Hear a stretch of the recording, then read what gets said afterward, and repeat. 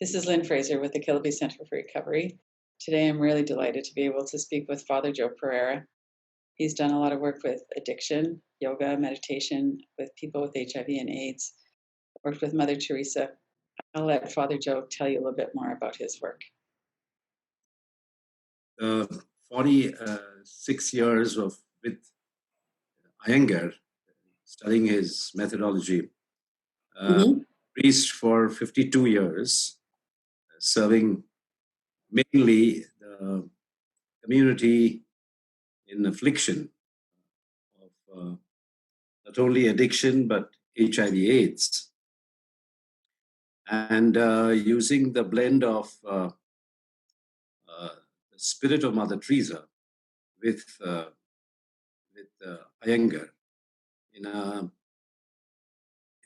very clinical and yet psycho-spiritual, psychosocial, and psychosomatic manner. So we're talking, as the World Health Organization speaks about this problem, as a whole person recovery problem. And addiction has opened up a tremendous amount of insights into both the beginnings and the healings. So the beginnings are, earlier the emphasis was very much on genetics and, genetic factors, and I don't want to be judgmental and say it went wrong, but something did not really happen, by which the person did not feel loved, and so chose to walk away from a person to a thing. Martin Buber always said that we're born for an I-thou relationship.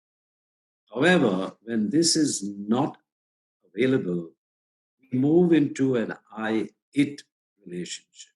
And this it starts with a variety of substances for self-gratification, sex, gambling, misuse of money, power is a big thing, other things like shopping and internet and pornography. So now our focus has to be very person-oriented, person-specific, because you don't know whether it was a trauma that led to this, whether it was a discovery of being abused, or a discovery of not being given one's authentic rights as a person. And then also the other structures come in, like, community-wise, there has been holding on to certain ethos, and every generation doesn't like that ethos. They want to switch over. They want to, the strong energies of any tribe, nation, community, what have you, when it is so strong that it becomes self-righteous, then those who are under these people's care have a tendency to embarrass them by choosing their disowned energy. A very simple example is a very highly qualified family, a lot of wealth, a lot of knowledge, degrees, PhDs, and all that, and they would feel embarrassed if someone is not on that wavelength. So they disown that energy to bring that energy back through their children, through their loved ones, through their business partners, whatever, And in addiction, we are looking at a whole lot of reactive behavior. We react. And my entire ministry has been respond, don't react. just respond. Responding brings in a whole vision of inclusion. You don't, you appreciate the variety of life, and you take it in rather than cut it off. And we only enrich our lives when we learn from the other. And my addicts have taught me more than all my education and everything, because they their stories are so revealing of how somebody failed them, or somebody hurt them, or someone was not just there and they walked alone. And it's very painful to walk alone in this world. And if the human being is not with me, then I walk with the chemical, with the sexual satisfaction, with money, and all kinds of other, self gratification modalities, and that leads to brokenness and pain, because our hearts are made for love. We are restless, vital love. So my whole ministry has been influenced by Mother Teresa. And when I went through a crisis of not only the priests quit the priesthood, got married, also having a crisis of faith. Couldn't look beyond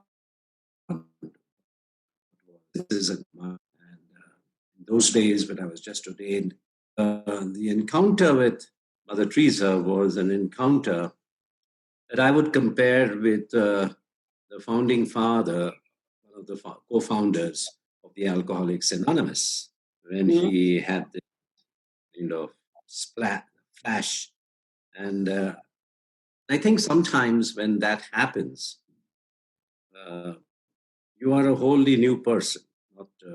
You no more carry the archetypes with which you have been living. You choose new archetypes. Okay? My life has been a blend of reaching out to the unfortunates, poorest of the poor. There are two types of poverty: poverty of the developing world and the poverty of the affluent world. Poverty of the developing world has to be helped by bread. Mahatma Gandhi always said, to the poor, God comes in the form of bread. It is a dimension that today requires a lot of special attention. Why are the haves getting richer and the have-nots getting poorer? Right. This is very, very clear in the developing countries. About 10% of the population own 90% of the wealth. And 10% of the population own 10% of the wealth. So huge discrepancy brings in people to help. But there the help can be in two ways: giving out of your abundance, or like Mother Teresa, giving out of your poverty. Right. So when you are helping, when the first world, the second world reached out to the third world and gave all kinds of help, it culminated in PL 480, which was where the developing countries told the developed countries, stop it. Because when you do this, you trample upon our basic human dignity. So found a beautiful way of helping. And that is not from your abundance, but from your own lack of resources, from your own poverty. And in addiction, this principle was beautifully accepted by the self-help program. When mutually we share ability, the human being gets empowered. I don't come from, uh, let's say, professionalistic attitude. Mm-hmm. See myself liking to be professional and liking to do the Rorschach's tests and MMPI tests and psychoanalysis and REBT and all that. But all that is cellular consciousness. The body, don't listen to the body. You can create a lot of theories, and there are a lot of theories today in the addiction world. Each one is contradicting the other. Say it openly, but when they have presented their model, a whole lot of people stand condemned. Because addiction is such a subtle uh, game of blaming, blaming people. This doesn't work because no one knows what ultimately caused the state in which I went into addiction. One thing that seems to be commonly understood is that trauma causes disconnection. There's a lot of disconnection in addiction as well. Yeah, disconnection, because we are wounded. When we are wounded, there are two attitudes you can take. One of, don't touch me. Mm-hmm. Touch me not. But the other attitude is that of touch with care, with love. And access, that's the skill of an addiction worker, counselor, therapist, whatever, that I try to absorb your pain. I try to feel your pain. And I would like to come also from that awareness where you are. And if I can share my own pain and how I kind of coped with that pain and began to reverse blaming the whole world and taking responsibility for whatever is there. Now, this happens, we can do this on a psychological plane, but I am a Hatha yogi. I am a man who listens to my body all the time.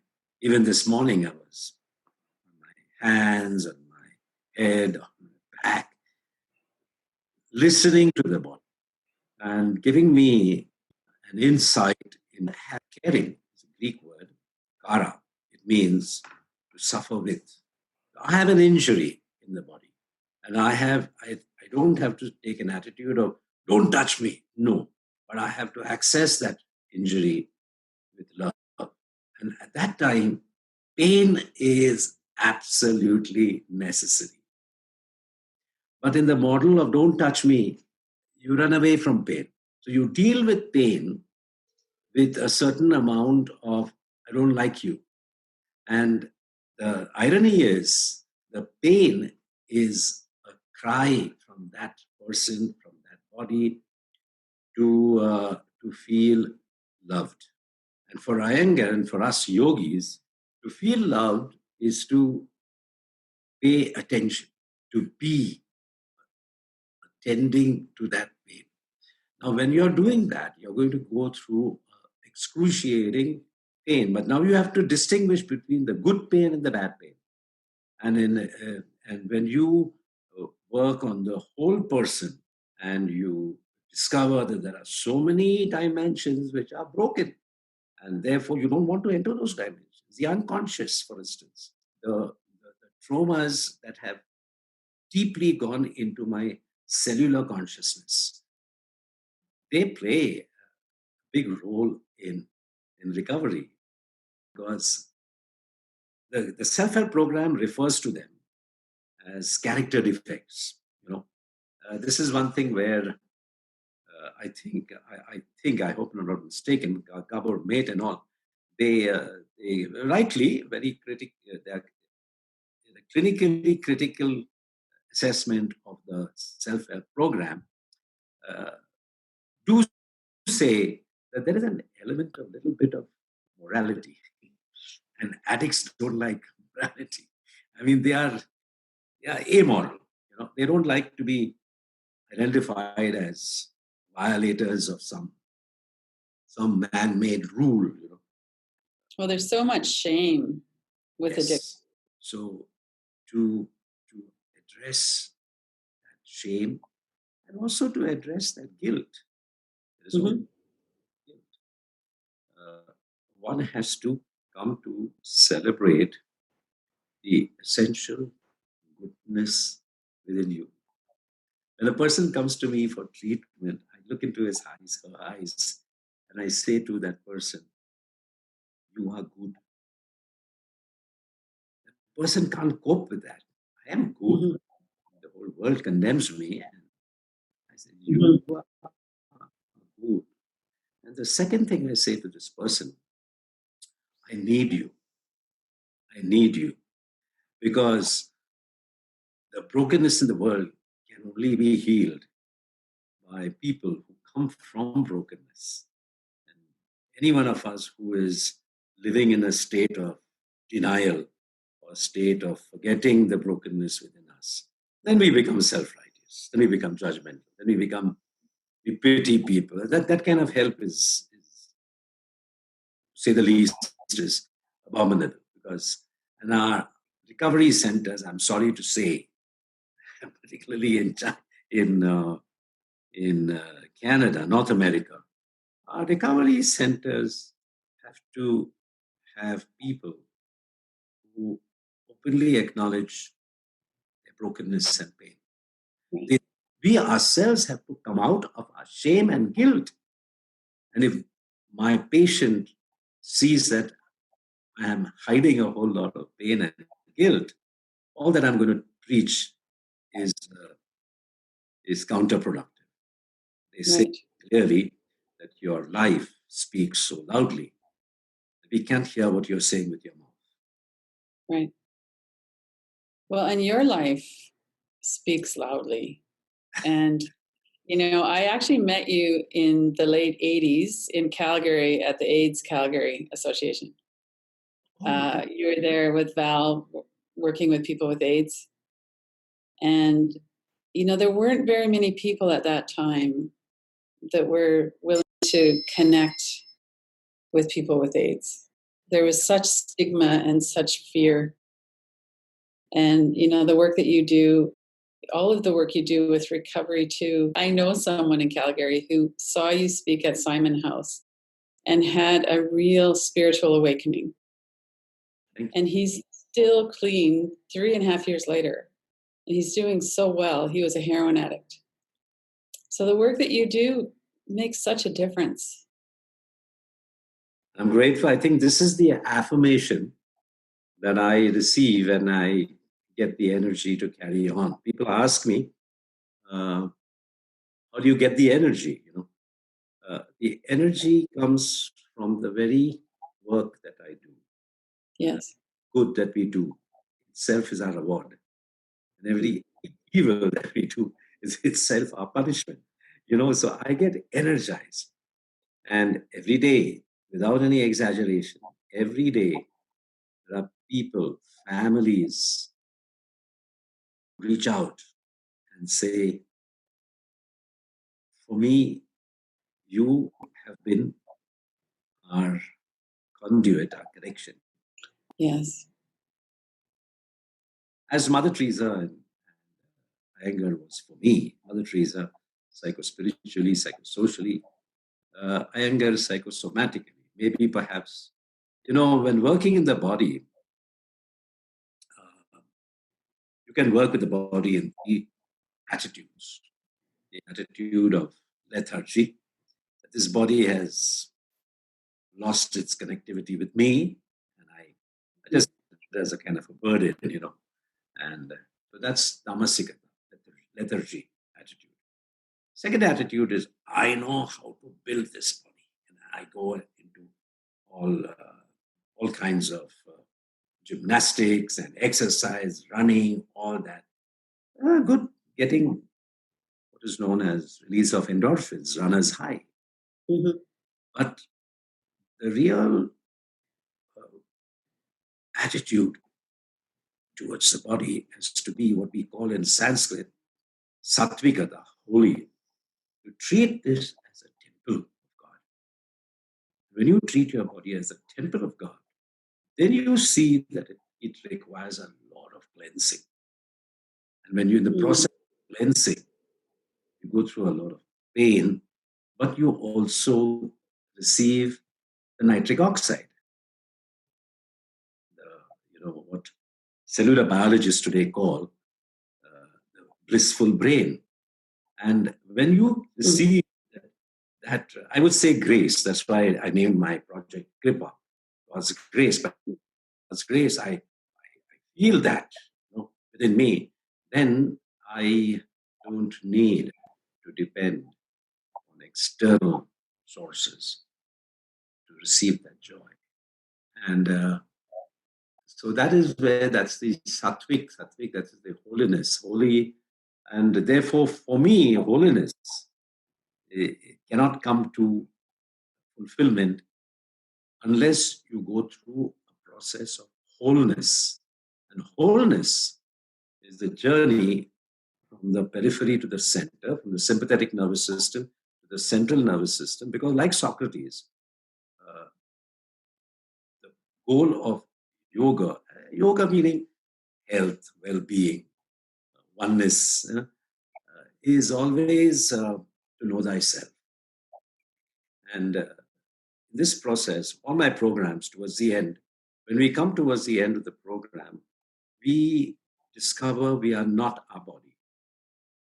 We are not our minds. We are not our thoughts and preoccupations, no matter how sublime or how absurd they may be.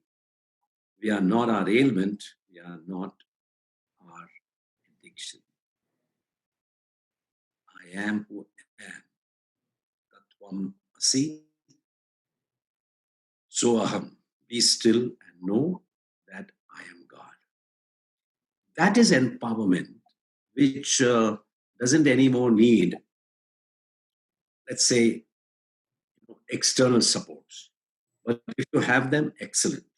So I always recommend people to have buddies, like what is called sponsors, where they connect with people who are on the same wavelength of recovery, and also connect with significant others who either are in the same condition as we are, as I am, and therefore they can feel my pain.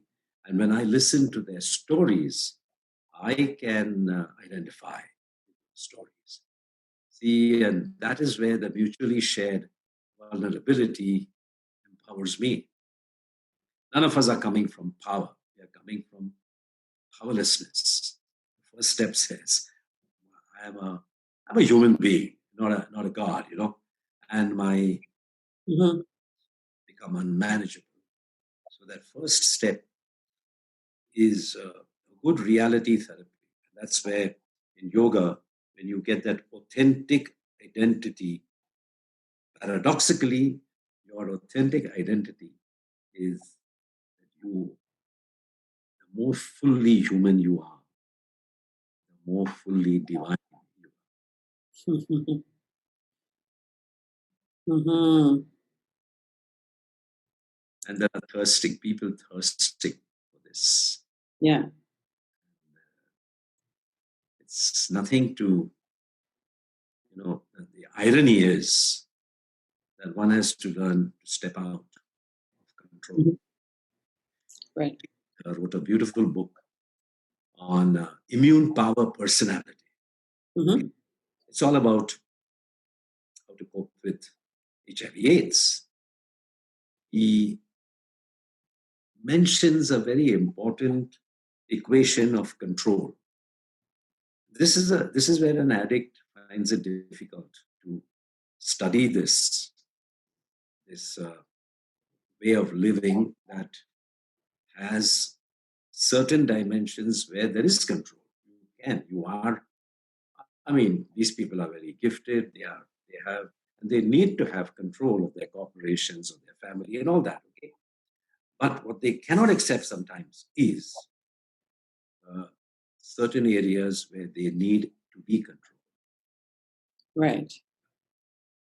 So the immune power personality becomes only a strong immune personality comes through when you see this equation fulfilled. And in the prayer by Reinhold Niebuhr, which the founding fathers chose to make the theme prayer of recovery, this equation is there. God grant me the serenity to accept the things I cannot change, courage to change the things I can, the wisdom to know the difference. But Walter Cannon called Weisheit, wisdom, in the body. Interesting. So for me, that is an affirmation from a scientific world to bring my cellular consciousness into that level of being where I come to the final kosha, final sheath of a body. There are 5 sheaths: food body, annamaya kosha; breath body, pranamaya kosha. Every system has a mind, manomaya kosha, mind body. All these systems have to talk, relate to one another. That's what the practice is doing. So we make these systems talk to one another, which brings about homeostasis. And that is the Vijnanamaya kosha. And finally, where you are at the end of your effort, you project that help coming from a power higher than yourself. And that is the Anandamaya kosha, blissful body.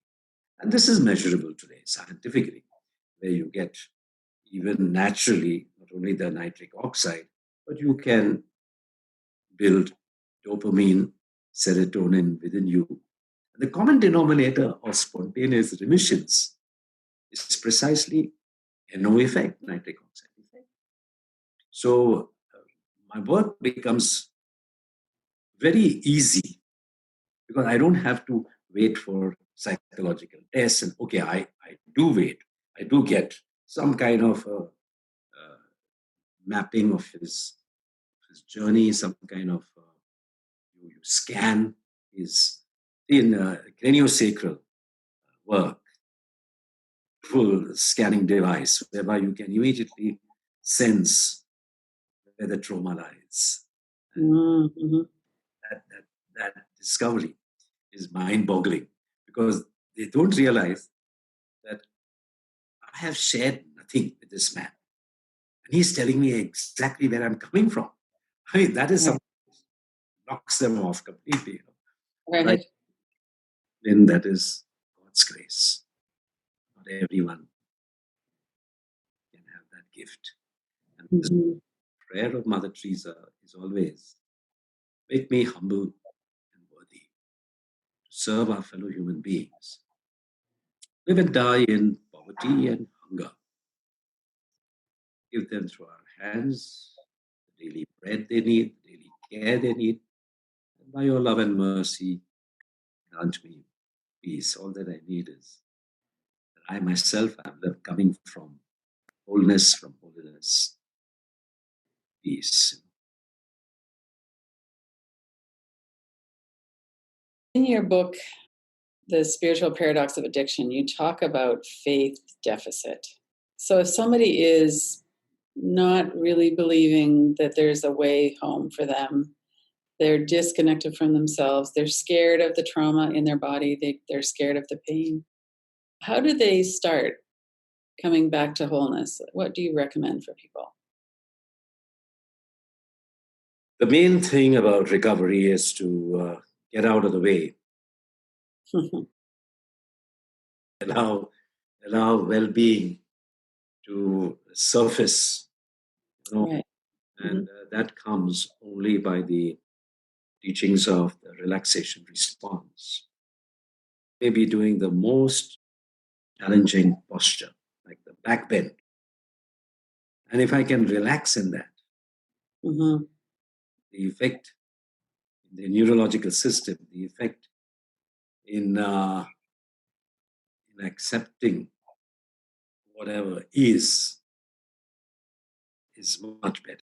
I mean, it only happens when you stop thinking that you are doing it and that there is a power within you, which is the high, not my ego, but what we call in Indian philosophy the self.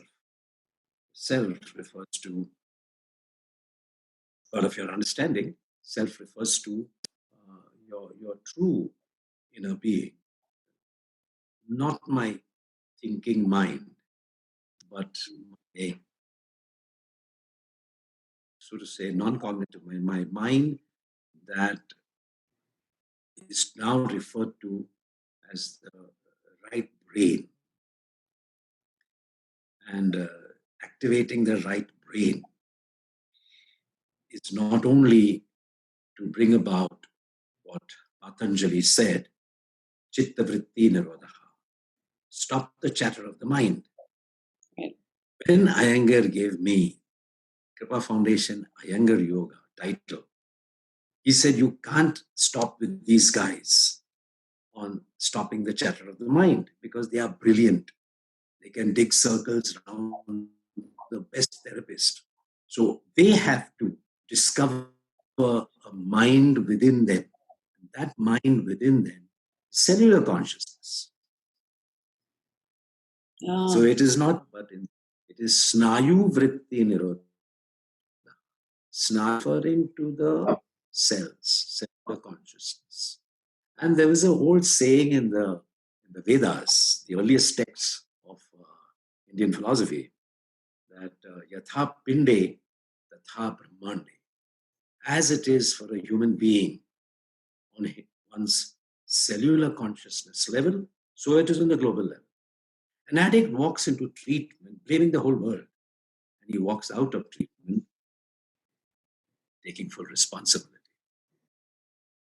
That's perfectly okay. I have everything within me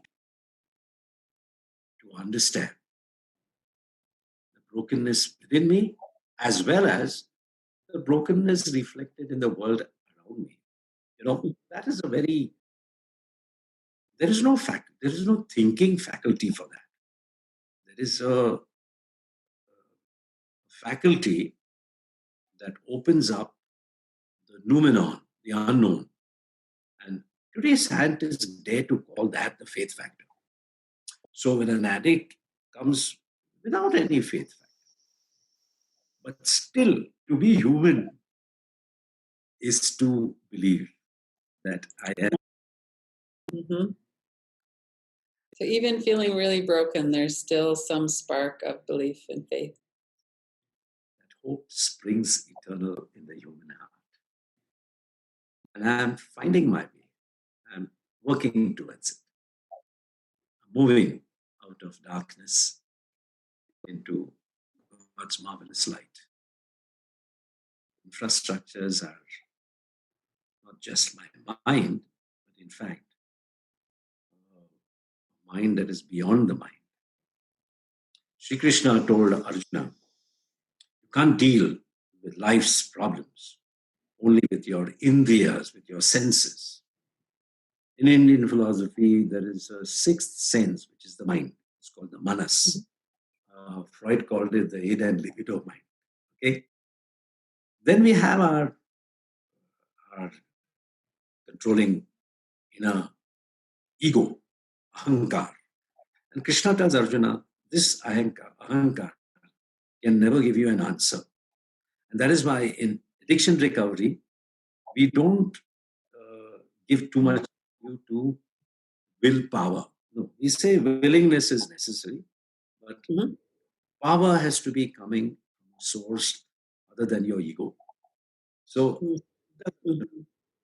your ego is trapped between a sexual mind, id and libido mind, what is called the manas, And the other mind, whom you pride yourself to be uh, gifted with, and that's called the discriminative mind, buddhi. And he said, you're not going to be able to handle the problems of life because all this is on the left brain level, on the materialistic level. You have to rise above that. And that is called to encounter a higher power, to encounter me as a person. Now, I'm a Catholic priest, and in India, there was a Benedictine monk who, who gave me this beautiful blend of Hinduism with Christianity.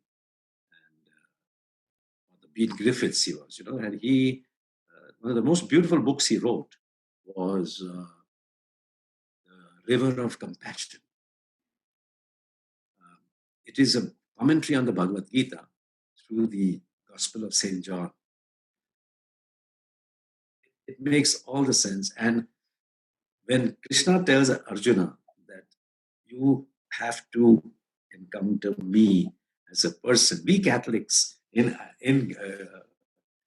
Catholic theologians in India believe that was when Bethlehem took place, where God so loved the world, He gave us His only Son. So, the world religions were thirsting for God. And the Judeo-Christian religion, somehow or the other, it was looked as God thirsting for man. So, the blend is human longing and God's love. So it's a beautiful blend. And that is why I work on the thirst of this human being, which is in my book very clearly shown as an implosion of the original thirst. And by the way,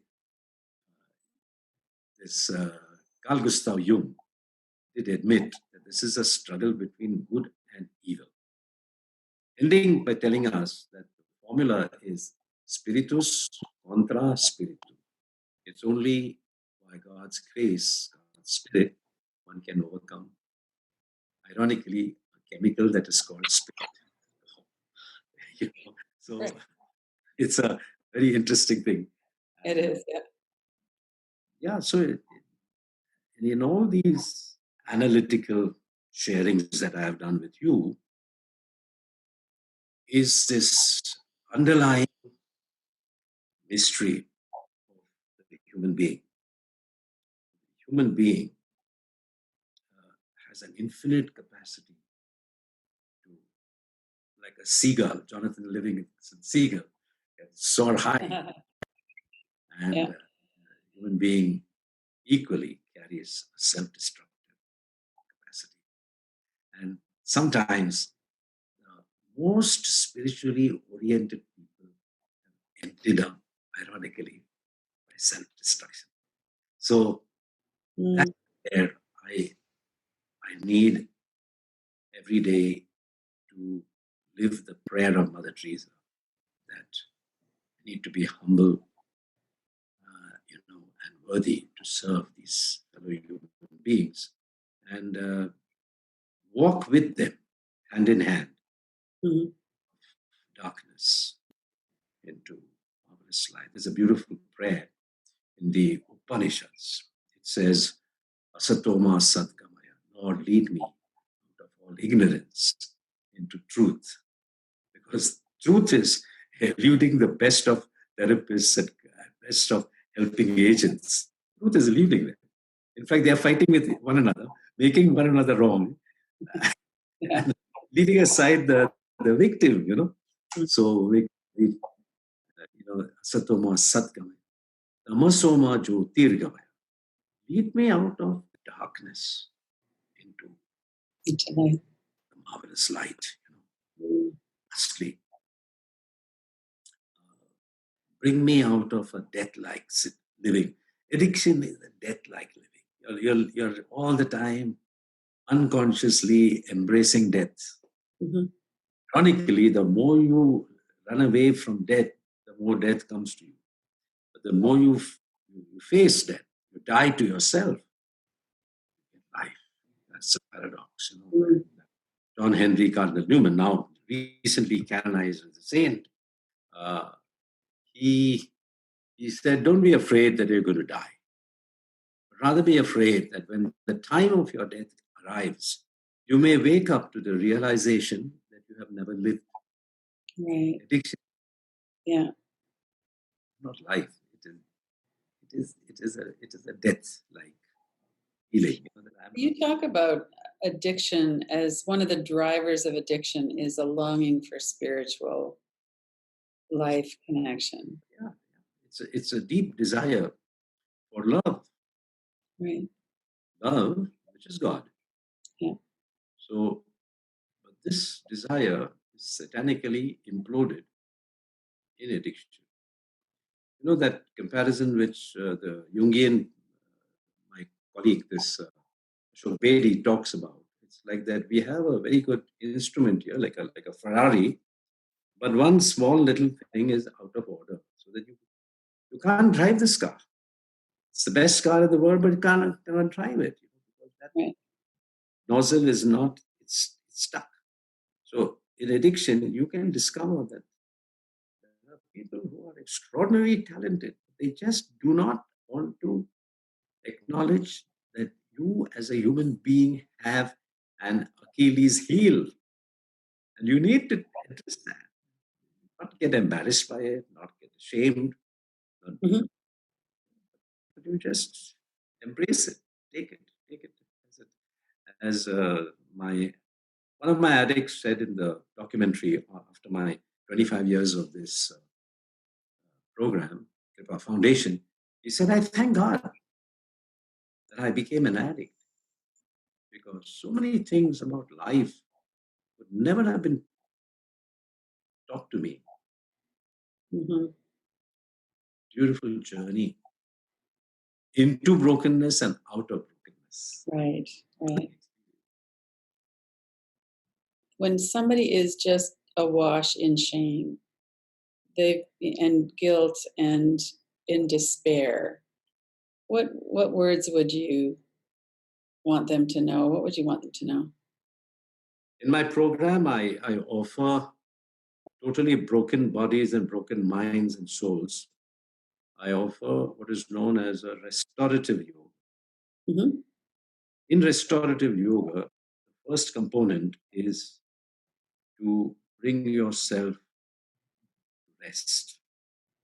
You know, they ask me, why do you go abroad so often? I said, I go abroad so often to teach those people how to learn to do nothing. We are such a, busy body. Right. Rest. And there are parameters to judge, to measure, not judge, to measure whether this person is really in rest or Mhm. restlessness. You can't fool yourself. The body never tells lies. So we take measurements of, there are three parameters. One is the slowing down of your breath, Mhm. hypometabolic conditioning. Unlike the monkey yoga that goes about in the West, a lot of jumping yoga, Mhm. it's counterproductive because at least in exercise you get the proper way of getting your runner's high and all that.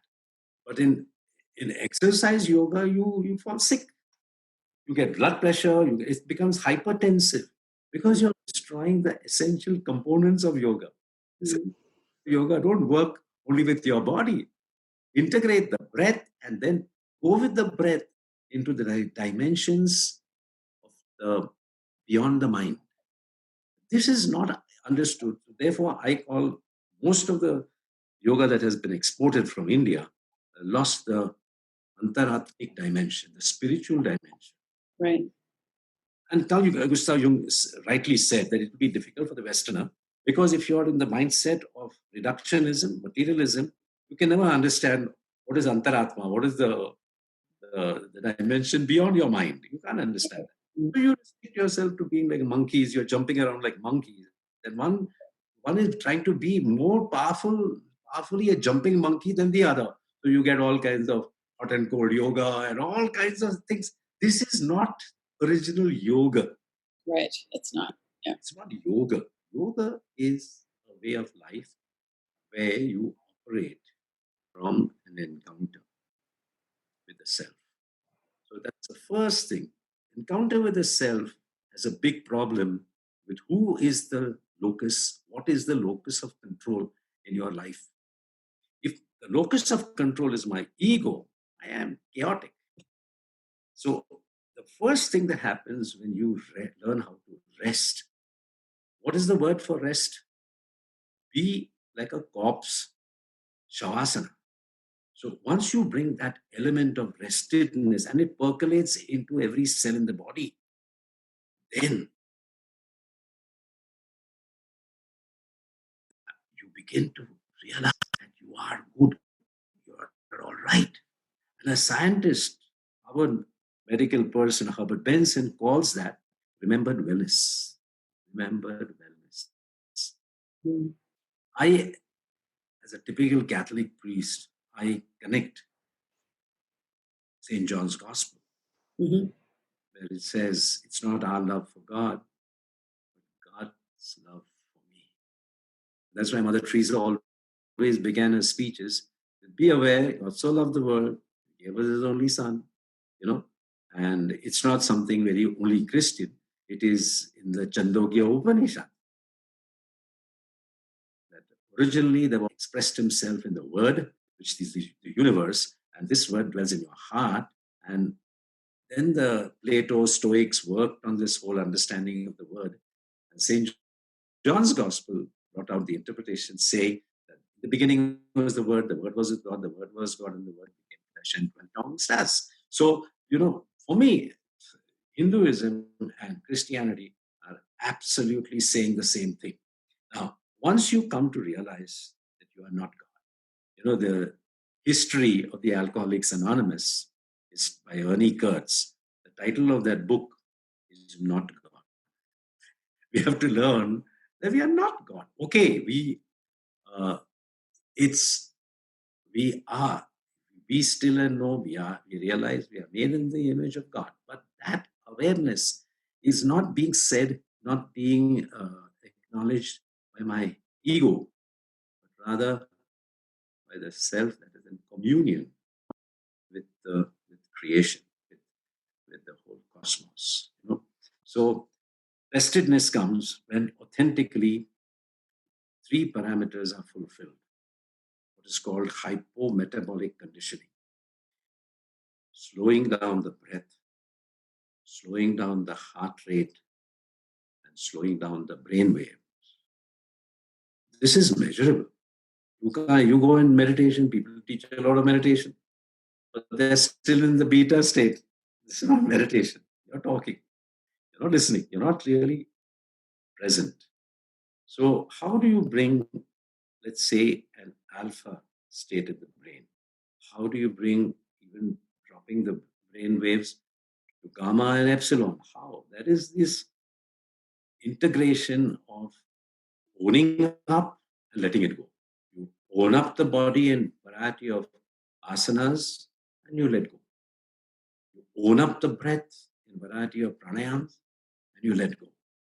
When you come from letting go of the body after doing all your body work, you experience restedness. When you let go of your breath, which you have activated in variety of ways, you come into an inner state of stillness.